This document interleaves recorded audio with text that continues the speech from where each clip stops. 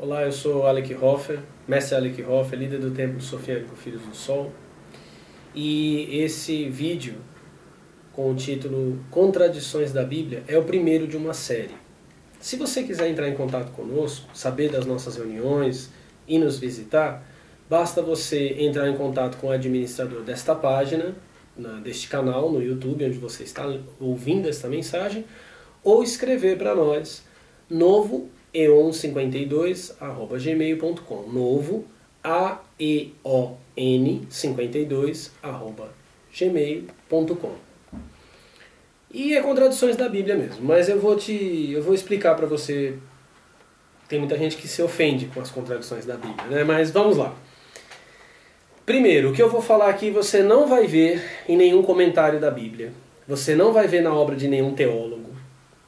Simplesmente porque teólogos repetem teólogos, né? Então, alguém já disse que quando você cita um é plágio, quando você cita dois é pesquisa, né? Então, você vai ver um teólogo repetindo o que um outro teólogo falou. E quando se faz teologia, eu tenho até um nome, teologia deveria se chamar embromologia. Porque você vai estudar teologia e vai aprender a arte de não responder perguntas. Então, se você abordar um teólogo ou um seminarista, fizer uma pergunta para ele, uma pergunta simples, por exemplo, Jesus ia no banheiro, né? Porque ele era Deus, mas ele era homem, ele ia no banheiro, aí o teólogo vai fazer todo um rodeio para não responder a pergunta. Embromologia é o que é teologia, é o que se aprende em seminário. Então, você não vai encontrar o que eu estou falando aqui, porque quando as pessoas vão para um seminário de embromologia, eles pensam que vão estudar a Bíblia, mas eles vão estudar os comentários bíblicos, ou seja, eles vão estudar o que os ditos eruditos escreveram sobre a Bíblia. Aí ele vai pôr a Bíblia embaixo do braço, mais ou menos assim, desse tamanho mais ou menos, aqui, assim. E vai repetir o que os doutores de embromologia falaram. Então, o que eu vou falar aqui, você não vai encontrar em comentários bíblicos. Você não vai encontrar na obra de embromólogos. Você precisa me ouvir com atenção. Nós vamos ao texto bíblico. Outra coisa. Segunda coisa. Por que a Bíblia tem contradições? A Bíblia tem contradições porque entre estas duas capas estão diversos livros com diversas teologias diferentes. Existem pactos ou alianças feitas com deuses diferentes.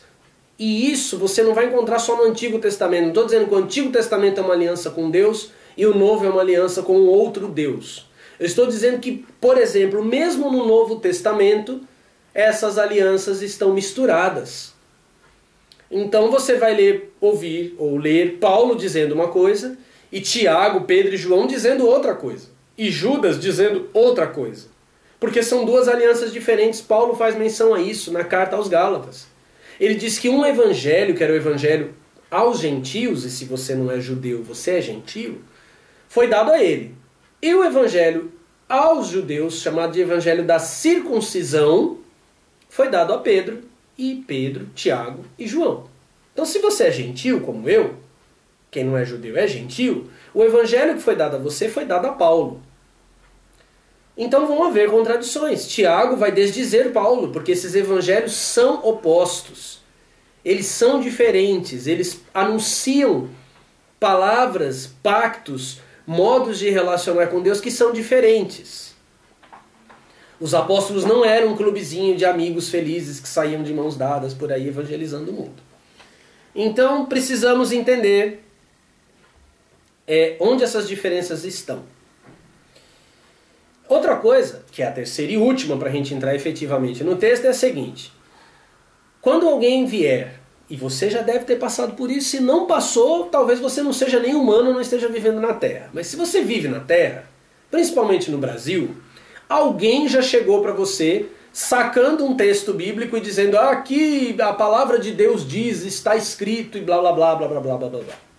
Na próxima vez que um embromólogo ou um pastor ou um obreiro chegar em você e fizer isso, você vai fazer duas perguntas para ele. A primeira, porque ele vai dar o texto para você, né? Ah, porque está escrito. Aí você vai dizer, para quem foi escrito e em que época foi escrito. Para quem e quando. Para quem e quando. Porque os textos bíblicos foram escritos para públicos específicos em épocas específicas. E nós vamos agora, esquecendo que esses textos foram escritos para públicos e épocas específicas, nós vamos ver se eles ainda têm alguma coisa a dizer para nós. Se a gente pode aprender alguma coisa com eles. Ok? Se você tem Bíblia e sabe manusear, porque senão você vai perder muito tempo, vai ficar parando o vídeo e tudo mais. Se você tem Bíblia, me acompanhe na sua Bíblia. Qualquer tradução. Tradução do Novo Mundo, Bíblia de Jerusalém. Eu tenho uma Bíblia de Jerusalém aqui, que daqui a pouco eu vou usar. É considerada, inclusive por teólogos evangélicos, uma das melhores Bíblias. Ela é de tradição católica. Ou se você tem a Bíblia de Genebra, ou qualquer tradução, me acompanhe. Se você não tem Bíblia, ou não sabe manusear e vai levar muito tempo achando os textos, anota num caderninho, depois você leia, ok? Então vamos lá. Eu vou começar a traçar o tema, contradições da Bíblia, com Hebreus capítulo 2, dos versículos 14 e 15. Hebreus capítulo 2, versículos 14 e 15. E o texto diz assim: E visto como os filhos participam da carne e do sangue, também ele é Jesus, é de Jesus que está falando, participou das mesmas coisas, para que pela morte aniquilasse o que tinha o império da morte, isto é, o diabo. Aniquilar é destruir. Se você vê alguma outra tradução, em outras traduções estará escrito esvaziar, tornar inoperante. É a mesma coisa. É a mesma coisa. Ou seja, ou matou, destruiu, ou tornou inoperante. Então não tem mais diabo. Isso está escrito na Bíblia. E não está escrito só aqui. Em João capítulo 12, versículo 31, quando Jesus está indo para a cruz do Calvário, ele diz assim: agora será o juízo desse mundo, agora será expulso o príncipe desse mundo. Então toda vez que você vir um pastor expulsando um suposto demônio, ou é pilantragem, ou é loucura da pessoa que pensa que está endemoniada. Porque o príncipe do mundo, e daqui a pouco eu vou mostrar os parceiros dele, foram todos expulsos já. O que destruiu, o que foi tornado inoperante, não atua mais. O que foi esvaziado não tem mais preenchimento. Se esvaziar teu pneu, você vai ter que trocar. Então os evangélicos e muitos católicos trocaram de diabo, porque Jesus esvaziou um e eles arrumaram outro porque eles precisam dele no culto. Para que pela morte aniquilasse o que tinha o império da morte, isto é, o diabo. Aí eles discutem se tinha ou se tem. Não importa, o que importa é que destruiu. E livrasse todos os que com medo da morte estavam por toda a vida sujeitos à servidão. Daqui a pouco eu vou explicar esse medo da morte, sujeitos à servidão. Mas antes disso eu vou ler mais um texto, porque eu disse que estava em mais de um lugar. Eu já li Hebreus 2,14, falei de João 12,31, mas também na carta de Paulo aos Colossenses, ele também fala aqui, lá falou do diabo, né? Aqui fala dos principados e potestades. Colossenses capítulo 2, versículo 15. E despojando os principados e potestades, os expôs publicamente e deles triunfou em si mesmo. Despojar é o seguinte, ele arrancou o que eles tinham. O que eles tinham eram pessoas.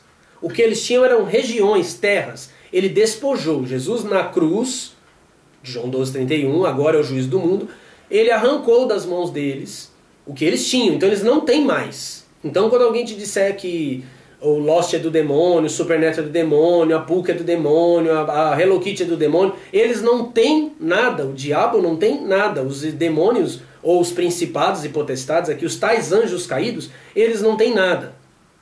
Ok? Então, eu li, o primeiro texto que eu li foi Hebreus 2,14. Vamos responder as perguntas para quem e quando. Para quem foi escrito a carta aos Hebreus? É óbvio, para os hebreus, para os judeus. Quando? Quando estes mesmos judeus estavam saindo do judaísmo e se convertendo em comunidades cristãs. Então eles estão vivendo a transição do pacto da lei de Moisés para uma nova aliança estabelecida por Jesus Cristo com novos mandamentos. Então esse texto da destruição do diabo e do medo da morte, que fala no versículo 15, que os levava por toda a vida a estarem sujeitos à servidão, tem que ser lido no contexto judaico. A carta aos Hebreus, e aí até os embromólogos vão concordar comigo, é um comentário ao livro de Levítico. Levítico. Levítico é o terceiro livro da Bíblia. Levítico faz parte do Pentateuco, que são os 5 livros de Moisés, ou atribuídos a Moisés.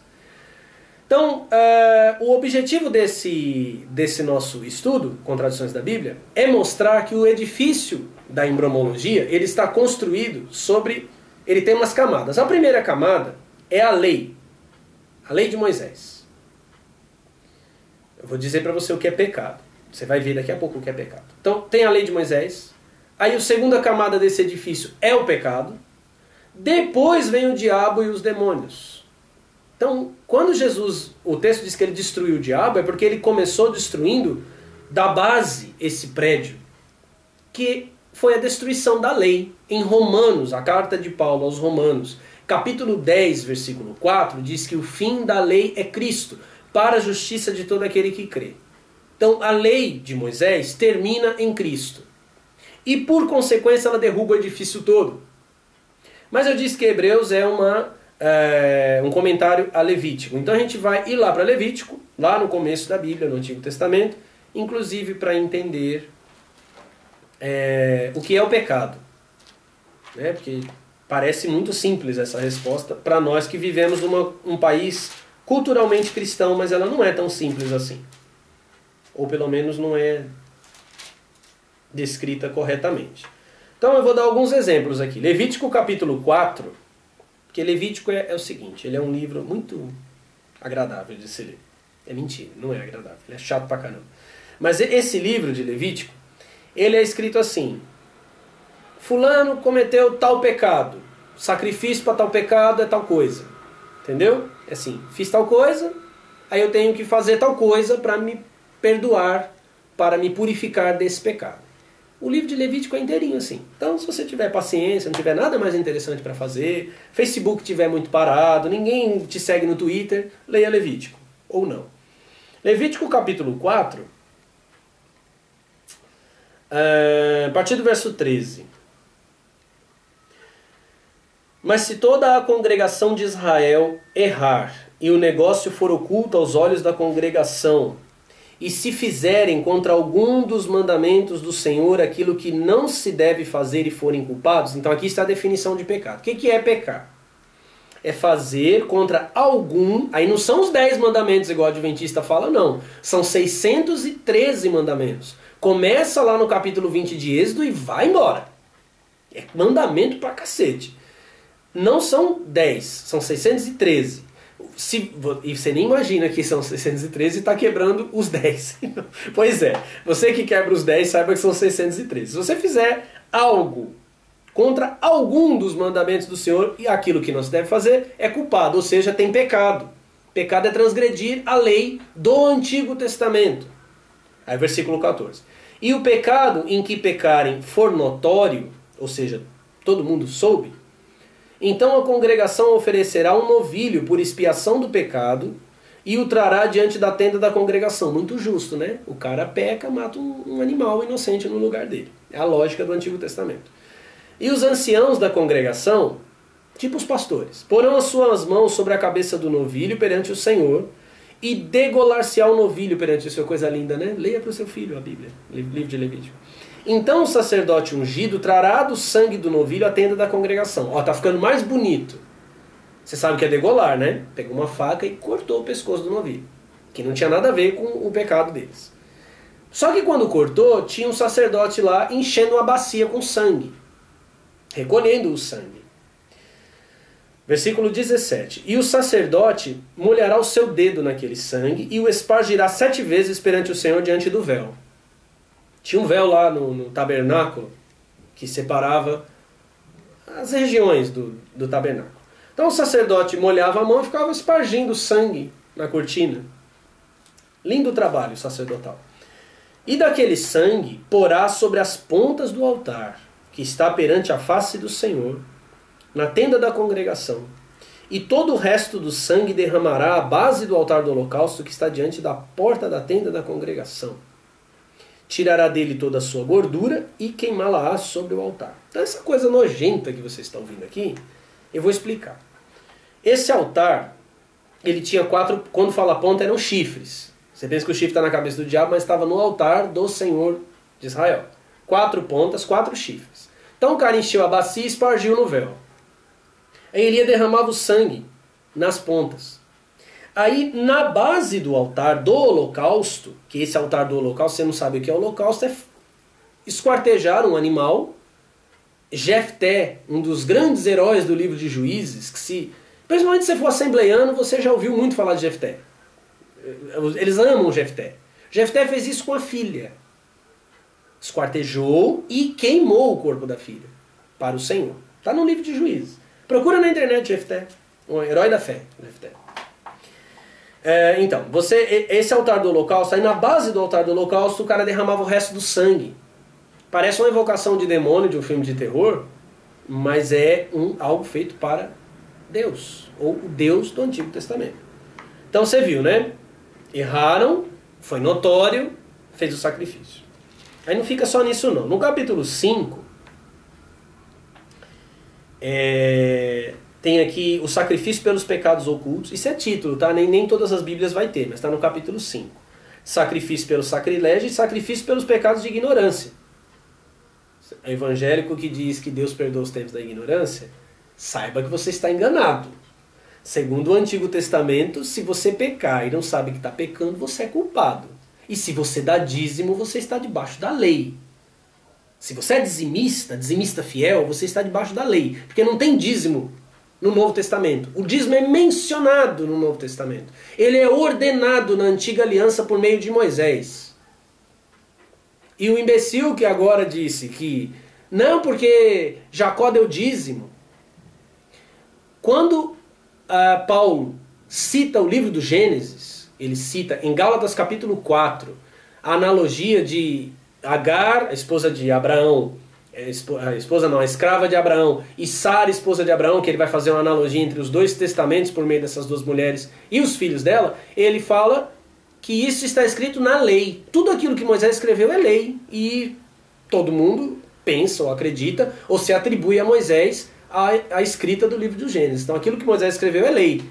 E os salmos também são lei, porque Jesus, quando cita o Salmo 82 no Evangelho de João, ele diz: vocês não ouviram a própria lei? Então é lei. O Salmo 119, lâmpada para os meus pés é a tua palavra, luz para os meus caminhos, não é a palavra de Jesus, é a lei. Então o Antigo Testamento é todo lei. Os profetas, quando falavam com o povo, Isaías, Daniel, Ezequiel, Jeremias, eles estavam falando com o povo porque o povo não estava guardando a lei. Todo o Antigo Testamento é lei. Ok? Então se você é dizimista e peca sem querer, sem conhecimento, você está ferrado. Procura o Templo de Salomão para ver se você se purifica. Ou não, né? Melhor não. Levítico capítulo 5. Tem uma parte aqui, olha que coisa bonita. Lindo de se ler. É para alegrar o coração de qualquer criança isso. No sacrifício pelos pecados ocultos, o pecado oculto é o contrário daquele pecado notório.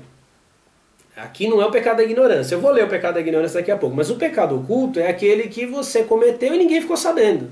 Lá era o notório, né, que eu li agora há pouco. Agora é o oculto. Mas você tinha que ir lá oferecer sacrifício. Então aí o versículo 7 diz que se a sua mão alcançar o que bastar para gado miúdo, ou 2 rolas, ou 2 pombinhos, você leva um para expiação do pecado, o outro para o holocausto. Aí o verso 8 e 9 mostram como que era feito o sacrifício. E os trará ao sacerdote, o qual primeiro oferecerá aquele que é para expiação do pecado. E com a sua unha lhe fenderá a cabeça junto ao pescoço, mas não o partirá. Eu francamente ficaria com medo de chegar perto do sacerdote que rasga a cabeça de um bicho com a unha. E sem arrancar a cabeça, ele só fendeu. Se você não tem medo, eu acho que você deveria ter medo. Principalmente de pastor que gosta do Antigo Testamento. E do sangue da expiação do pecado espargirá sobre a parede do altar. Que coisa horrorosa. É pior que um açougue o templo de Israel. Porém, o que sobejar daquele sangue, espremer-se-á sobre a base do altar. Você vê que é sempre na base do altar, né? Daqui a pouco eu vou explicar por quê. Quando se fala espremer, talvez você não está tendo a visão exata, eu vou te ajudar. Aqui está a pomba. Você não está vendo, mas ela está aqui na minha mão. A pomba que o cara levou, que ele cortou com o dedo. Aí ele aperta ela, para o sangue cair na base do altar. Ainda dizem que a Bíblia tem muito a ensinar para as crianças. Depois, no versículo 17, aí aqui é o pecado da ignorância, evangélico, que acha que Deus perdoa o tempo de ignorância. Eu não sei se católico fala isso, mas evangélico adora dizer isso. E se alguma pessoa fizer contra algum de todos os mandamentos do Senhor o que se não deve fazer, ainda que o não soubesse, contudo será ela culpada e levará a sua iniquidade, viu? O pastor que falou isso para você estava mentindo, ou ele não conhece a Bíblia, que é o mais provável. Vai ver que ele fez embriomologia, então ele não conhece. Trará o sacerdote um carneiro sem mancha do rebanho, presta atenção, conforme a tua estimação. Tem alguns embriomólogos que dizem que essa estimação aqui é que o cara ia fazer uma estimação em dinheiro, porque isso é mencionado em alguns versículos acima, mas não faz sentido porque aqui não fala o valor. Sabe o que significa a tua estimação? Você tem cachorro em casa?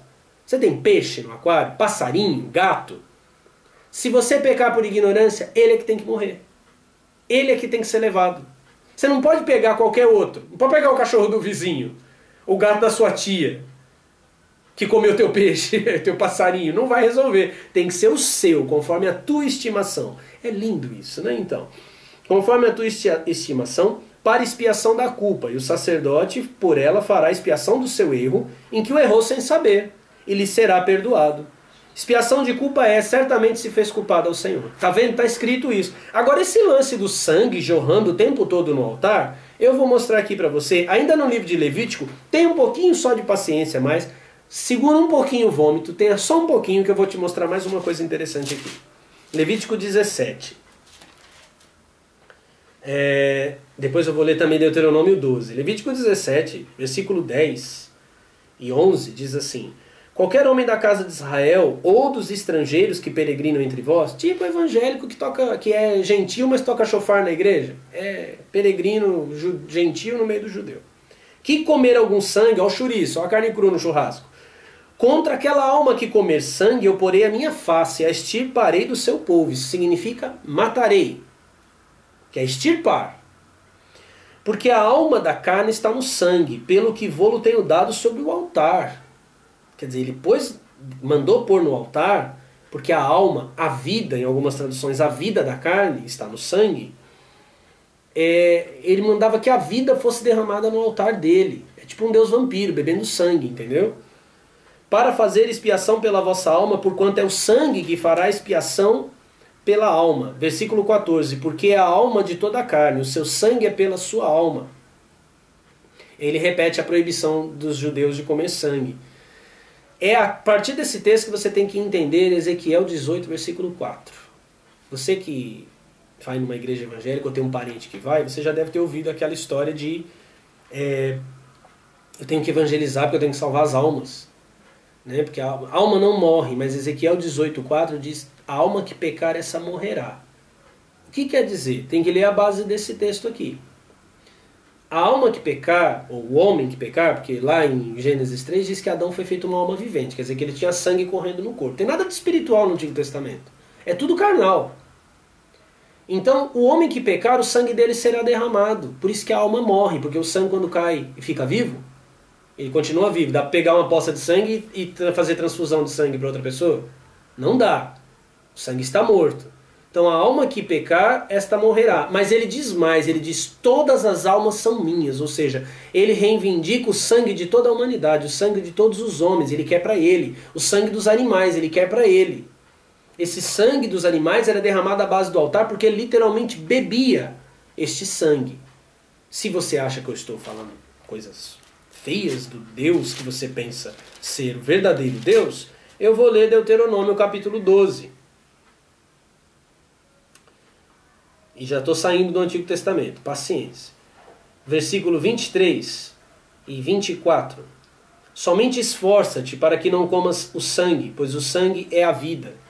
Pelo que não comerás a vida com a carne. Ou seja, é o que os judeus fazem até hoje, tem que tirar todo o sangue da carne. não o comerás. Na terra o derramarás como água. Derramar na terra por quê? Derramar para ele, era a terra dele. Versículo 27.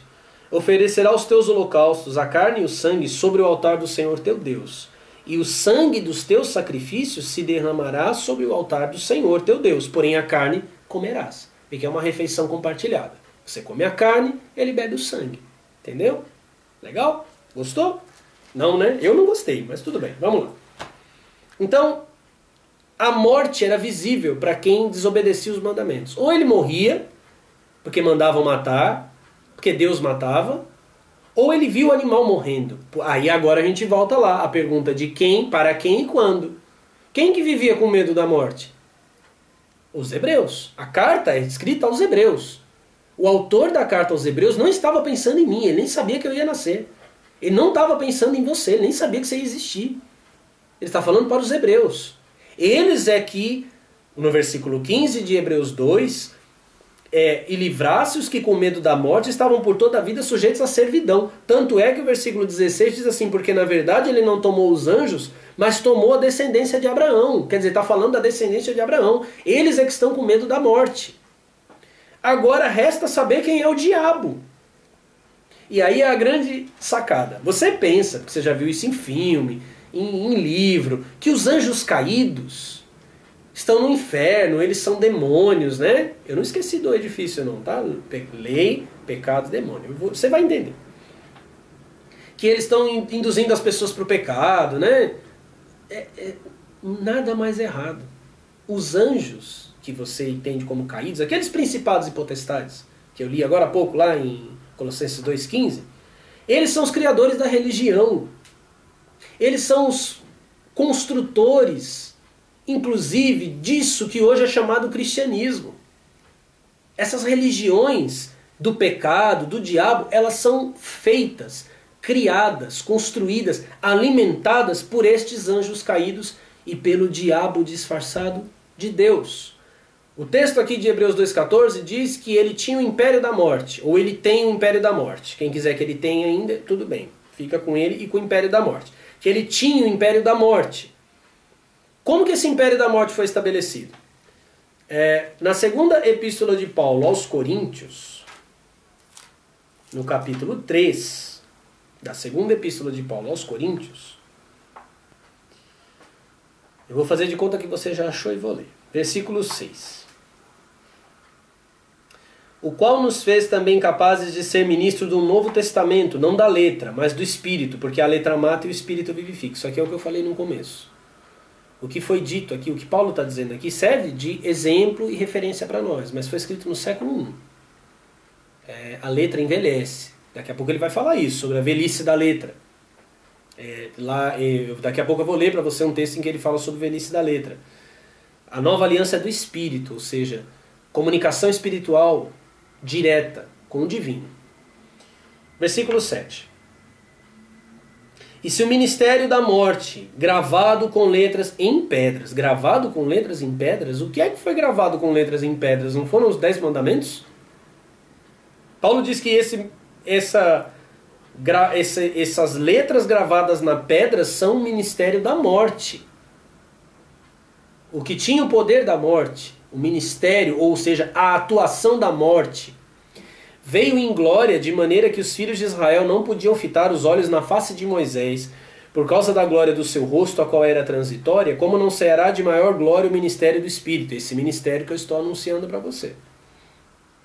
Porque se o ministério da condenação,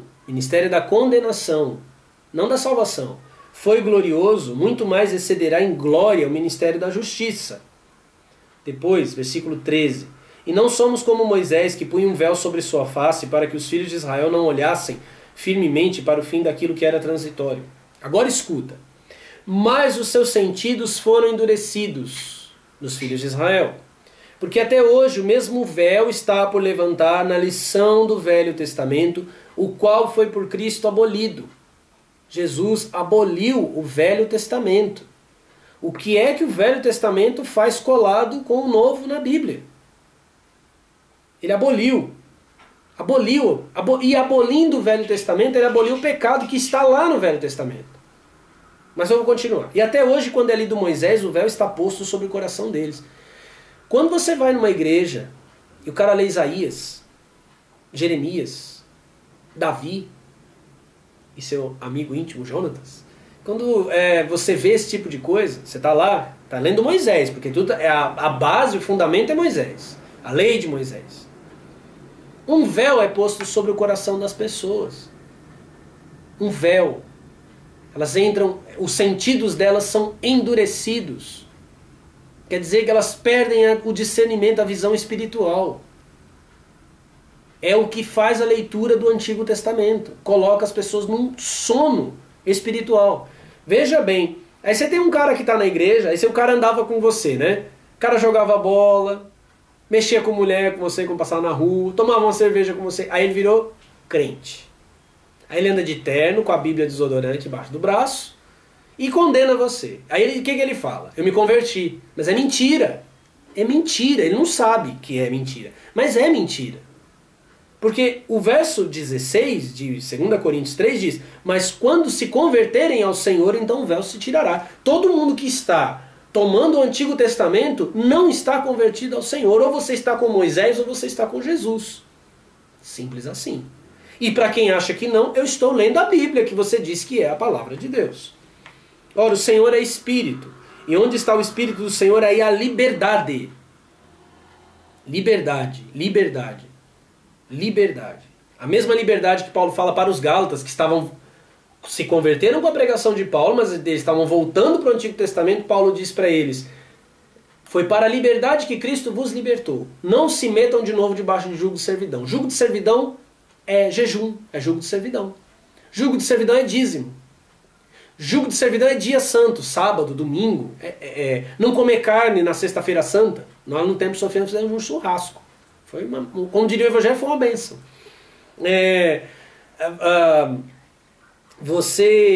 Jugo de servidão é você estar apaixonado por uma moça e você moça por um rapaz.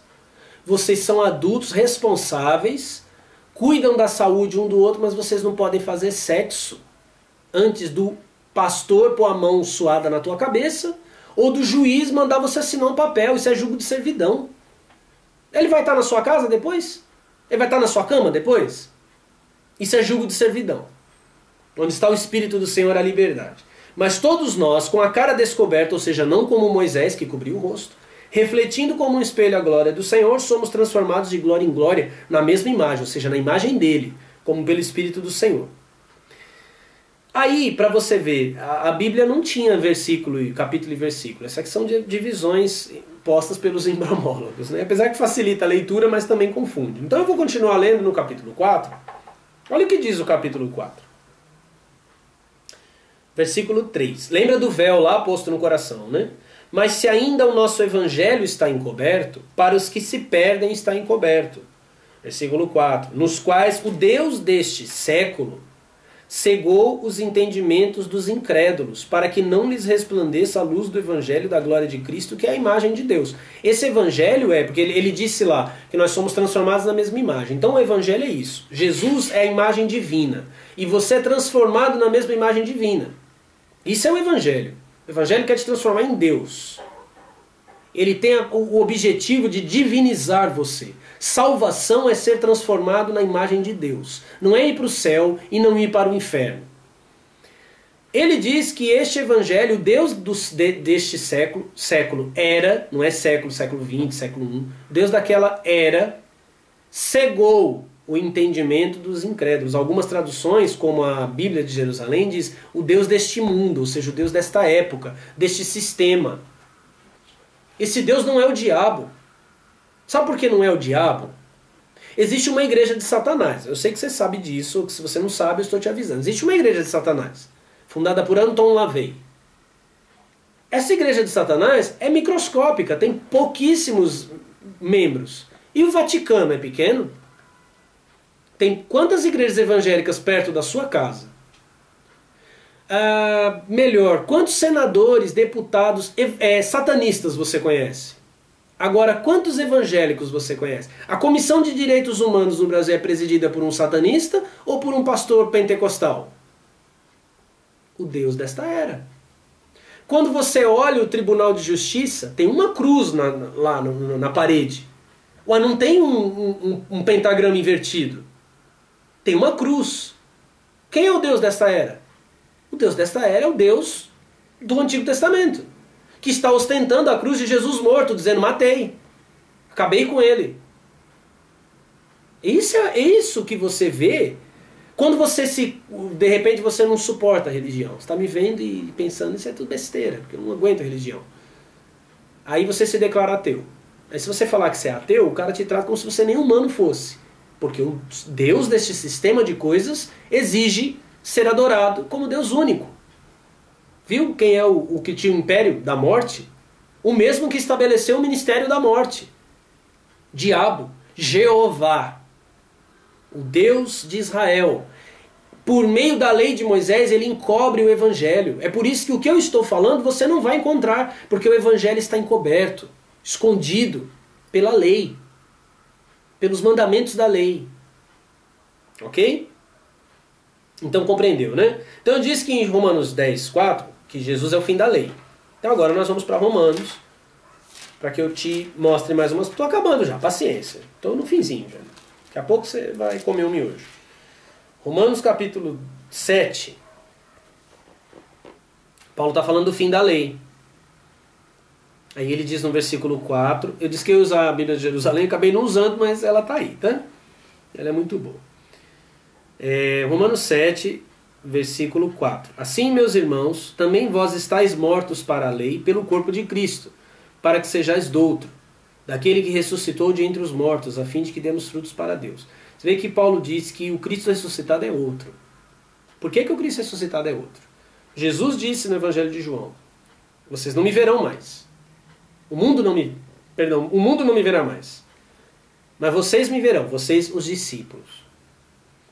Significa, tem muita gente que fica com raiva de mim no Facebook porque eu posto umas fotos, brincadeirinha, né? De Jesus. As pessoas ficam todas doloridas, nem se perguntam se aquela é a verdadeira imagem de Jesus, que não é. O Jesus loiro, com a cara lânguida, assim, Brad Pitt, não é Jesus. As pessoas ficam magoadas com isso. Quando, na verdade, Jesus não vai vir com a aparência que ele tinha antes. O próprio Paulo diz que a morte de Cristo nos matou, morremos com ele para a lei de Moisés. Para pertencer a outro, quer dizer, ele volta outro. É outro. Por isso que quando ele aparece ressuscitado, para Maria Madalena, ela não reconhece ele imediatamente. Depois ela reconhece, mas a princípio ela não reconhece. No caminho de Emaús, lá no Evangelho de Lucas, ele anda com os caras, prega para eles, come na casa deles, eles não sabem quem ele é.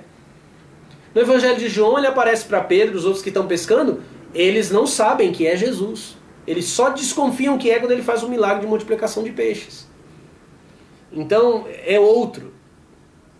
A morte de Jesus nos livrou da lei. Aí ele continua, porque quando estávamos na carne, as paixões dos pecados que são pela lei, daqui a pouco você vai entender, o prédio lei, pecado, diabo, operavam em nossos membros para darem fruto para a morte. Mas agora estamos livres da lei. Veja que ele não fala livre do pecado, ele fala livre da lei.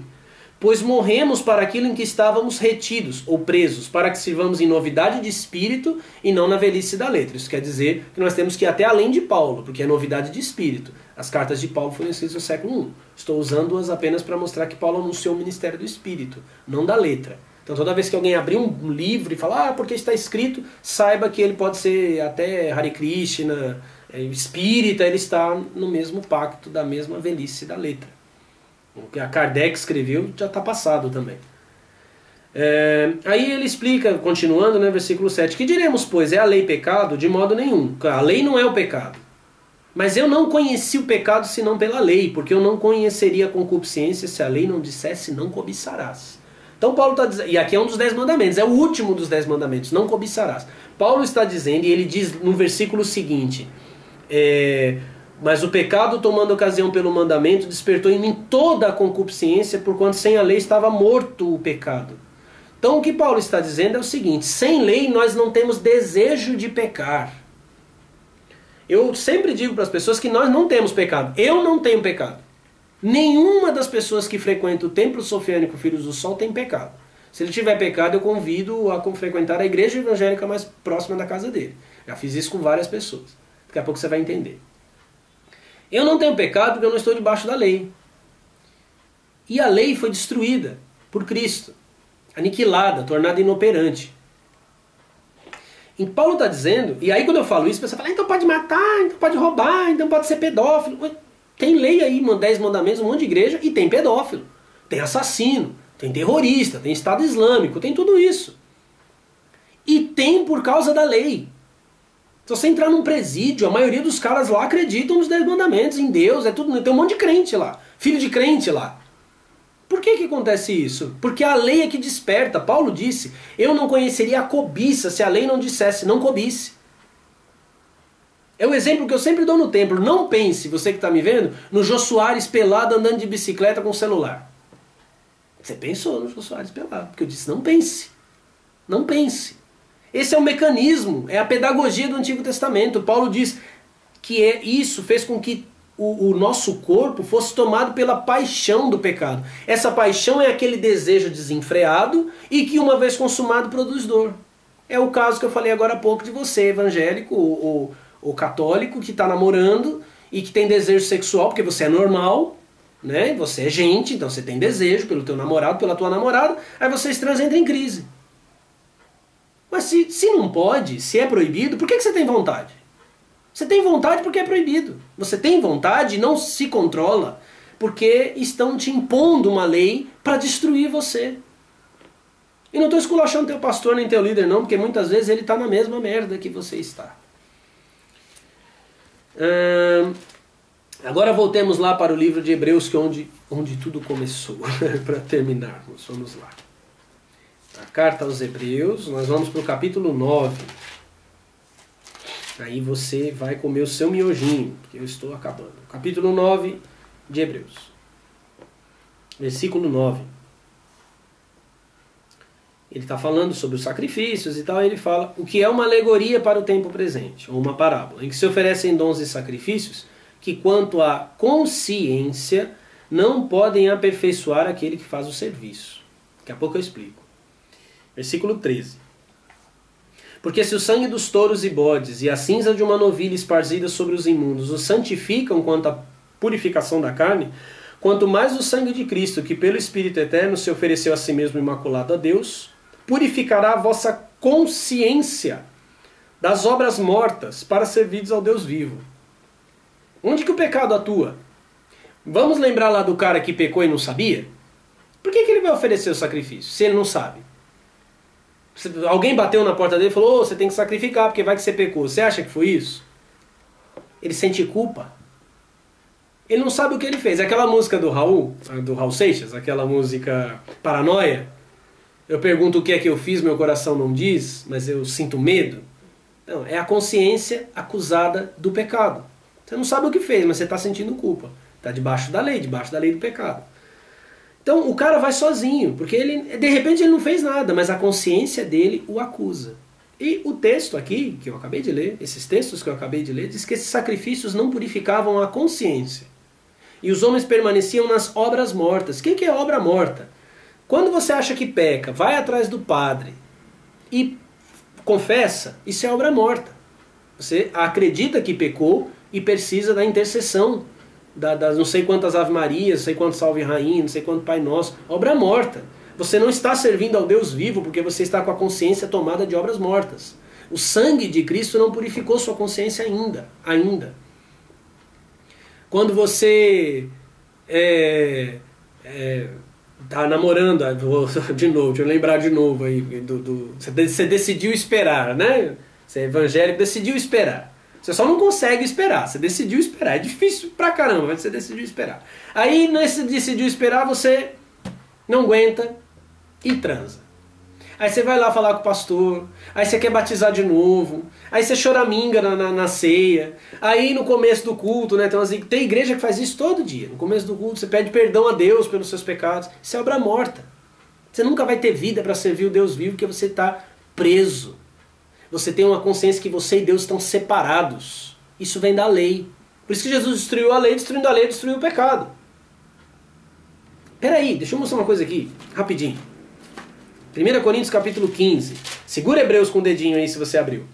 É rapidinho. 1 Coríntios 15, 56. Ora, o aguilhão da morte é o pecado, e a força do pecado é a lei. Aguilhão, o ferrão que fisga você para te levar para a morte. Por isso que você morrerá. Debaixo da lei todos morrerão. A imortalidade prometida pelo Evangelho não é fábula. A imortalidade pode vir se a mente humana se purificar da consciência do pecado. Vão dizer que eu estou falando ficção científica, mas ok. O aguilhão da morte é o pecado, então o pecado é que te leva para a morte. Mas esse aguilhão só tem força para fisgar por causa da lei. Por isso que Jesus destrói a lei, aí destrói o pecado, porque sem lei não tem pecado, e assim ele derruba o altar do demônio, e destrói o demônio, e despoja, tira das mãos do demônio os que estavam presos, sujeitos ao medo da morte. Medo da morte. Vai vendo, hein? Voltando a Hebreus, capítulo 9, versículo 26. De outra maneira, necessário lhe fora padecer muitas vezes desde a fundação do mundo. Está falando de Jesus. Mas agora, na consumação dos séculos, uma vez se manifestou para aniquilar o pecado pelo sacrifício de si mesmo. Olha aqui, Hebreus 2,14 aniquilou o diabo. Hebreus 9,26 aniquilou o pecado. Aniquilar é destruir. Não existe pecado. Ele destruiu a lei. Romanos 10,4. O fim da lei é Cristo. Destruindo a lei, aniquilou o pecado, porque o pecado só tinha força com a lei. Destruindo eles, destruiu também o diabo, que se alimentava das vidas humanas por meio da lei, e que, de certa forma, ainda continua fazendo isso na igreja evangélica mais próxima da sua casa. Versículo 28. Assim também Cristo, oferecendo-se uma vez para tirar os pecados de muitos, aparecerá segunda vez sem pecado aos que o esperam para a salvação. Então Jesus vem na primeira vez, tira o pecado. Quando ele voltar, quando ele ressurgir, não vai ser o mesmo, ele não vai usar coroa na cabeça com os espinhos invertidos, igual certos personagens fazem aí, né? Ele não vai se apresentar com aquela túnica de filme, é outro. Ele aparecerá a segunda vez sem pecado, aos que o esperam para a salvação. Então, esses que tiveram a consciência purificada lá, serão chamados para Cristo agora. Nas próximas eu explico melhor. Hebreus capítulo 10, agora eu estou acabando de verdade. 10, versículo 1 e 2. 1, 2 e 3. Porque tendo a lei a sombra dos bens futuros, e não a imagem exata das coisas, nunca, pelos mesmos sacrifícios que continuamente se oferecem cada ano, podem aperfeiçoar os que a ele se chegam. Quer dizer, jamais a lei poderia aperfeiçoar ninguém. Aí ele raciocina. De outra maneira, teriam deixado de se oferecer, porque purificados uma vez os ministrantes, nunca mais teriam consciência de pecado. Quer dizer que se aqueles sacrifícios que eu li tivessem poder, ele só seria oferecido uma vez, porque ele lavaria a consciência, e sem que a pessoa tivesse consciência de pecado, ela não faria de novo o sacrifício. Igual Jesus, que só precisou morrer uma vez. Ele morreu uma vez para purificar sua consciência. Se você ainda está achando que tem pecado, é porque você não entende ainda. Você não foi iluminado ainda pelo que significa o sacrifício de Jesus. Nesses sacrifícios, porém, cada ano se faz comemoração dos pecados. Quer dizer, aquele sacrifício é como se fosse uma festa. Valeu, eu pequei, que legal, deixa eu sacrificar aqui porque eu pequei. A Bíblia de Jerusalém, nesse versículo 3, diz assim, que a cada ano se faz lembrança dos pecados. Quer dizer que o sacrifício, ao invés de fazer você esquecer do pecado, tinha o objetivo de fazer você lembrar do pecado. Aí eu vou terminar aqui. Versículos 14, aí de Hebreus 10 ainda. Porque com uma só oblação, que é sacrifício, aperfeiçoou para sempre os que são santificados. Paulo fala isso, chama as comunidades para quais ele pregava de perfeitos. É como você é perfeito. É que você não me conhece, Alec, é que você não viu o que eu faço. O que você faz não é você fazendo, é a lei fazendo em você. É tua carne, é que você está na carne ainda, por causa da lei. Mas você é perfeito. O sacrifício de Cristo foi um sacrifício que aperfeiçoou para sempre. Quer dizer, além de perfeito, você nunca vai deixar de ser perfeito. Não é papo de mãe, não, porque para mãe todo filho é perfeito. Você vai ser, é perfeito mesmo. Versículos 15 e 18, até 18. Então o Espírito Santo, e também o Espírito Santo, não testifica, porque depois de haver dito, este é o concerto que farei com eles depois daqueles dias, diz o Senhor, porei as minhas leis em seu coração e as escreverei em seus entendimentos. Acrescenta. Agora é uma palavra atribuída a Deus. E jamais me lembrarei de seus pecados e de suas iniquidades. Então você imagina você pedindo perdão para Deus do seu pecado. E Deus não sabe nem do que você está falando. Porque esqueceu. Ora, onde há remissão destes, não há mais sacrifício pelo pecado. Não existe mais sacrifício pelo pecado. Não existe mais confissão. Não existe mais Pai Nosso, Ave Maria, para perdoar pecado. Aí, um evangélico ou católico me vendo agora está lembrando de João, né? Que em 1 João, no capítulo 1 de 1 João, o tal apóstolo João diz assim, João 1, 8 a 10. Se dissermos que não temos pecado, enganamo-nos a nós mesmos e não há verdade em nós. Se confessarmos os nossos pecados, Ele é fiel e justo para nos perdoar os pecados e nos purificar de toda injustiça. Se é só confessar o pecado, Jesus morreu para quê? Bom, tudo bem. Se dissermos que não pecamos, fazemos-lo mentiroso, e a sua palavra não está em nós. Esse é o mesmo cara que em Gálatas capítulo 2, Paulo diz que encontrou com ele Tiago e Pedro, e disse assim, olha, se esses caras foram colunas, foi em outro tempo. Agora não são nada. Não me acrescentaram nada. Quer dizer, Paulo ouviu eles falar, não me acrescentaram nada. Não me serviram para nada. Aí você escolhe com quem você quer ficar. Você faz uma escolha agora me ouvindo. Você quer ser livre? Porque evangelho é boa notícia. Eu te dei uma boa notícia, que você é perfeito. Basta olhar para si mesmo. Aí dentro de você tem perfeição. Você quer ser perfeito, você quer ser livre, você quer ser santo, que você já é, porque disse, aperfeiçoou para sempre os que são santificados. Você quer ter a tua consciência purificada. Você quer ser transformado na imagem de Deus, ou você quer viver se arrastando, chorando de ceia em ceia, na salinha do pau do confessionário lá, nas trevas, ouvindo o padre dizer como que você tem que fazer para ser perdoado o seu pecado. Uma escolha que você faz agora. São contradições da Bíblia, viu? No Novo Testamento, Paulo diz uma coisa, João diz outra. Escolhe. Mas escolhe com inteligência, ok? Nós nos encontramos na próxima, na parte 2 desse estudo. Eu não vou falar disso, tá? Vou falar de outra coisa, mas é contradições da Bíblia ainda. O sinal sagrado que diz que o Deus que está em mim cumprimenta esse Deus que está aí dentro de você e que te trouxe para esse canal. Namastê. Namastê.